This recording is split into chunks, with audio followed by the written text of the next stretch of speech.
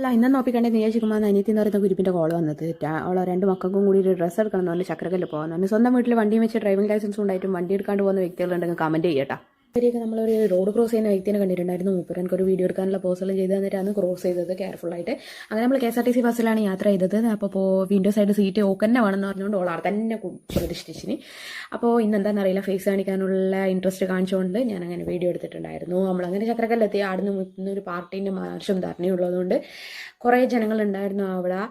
നമ്മൾ നേരെ ATMിലേക്കാണ് പോകുന്നത്. ആടുന്ന് SBIയുടെ ATMിലേക്ക് ഫസ്റ്റ് കയറി ആടെ നോക്കുമ്പോൾ ഏതോ ഒരു ഹമുക്ക് കാർഡ് ഇടുന്ന പോർഷനിൽ എന്തോ ഒരു സാധനം വെച്ചിട്ട് ബ്ലോക്ക് ആക്കി വെച്ചിന്. അതുകൊണ്ട് കാർഡ് ഇടാൻ പറ്റിയില്ല. നമ്മൾ നേരെ ഫെഡറലിൽ കയറി അവിടുന്ന് ക്യാഷ് കൊടുത്തിട്ട് അടുത്തുള്ള ഷോപ്പിലേക്ക് കയറുക. ഇതിന് ജെൻസിൻ്റെ ഷോപ്പാണ് ആടെ കയറിയത്. അപ്പോൾ മോന് വേണ്ടിയിട്ടുള്ള ഡ്രസ്സ് ആദ്യം എടുക്കാൻ വേണ്ടിയിട്ട് നിന്ന് നോക്കുമ്പോൾ നല്ല നല്ല കളക്ഷൻസ് മൂപ്പര് നമുക്ക് ഇട്ട് തന്നിട്ടുണ്ട്. അപ്പോൾ അതിൻ്റെ അകത്ത് നമ്മൾ നല്ലൊരു ഷർട്ട് സെലക്ട് ചെയ്തിട്ട് ഓണത്തിന് വേണ്ട കളക്ഷൻസും കൂടി അയാൾ കാണിച്ചു തന്നിട്ടുണ്ടായിരുന്നു.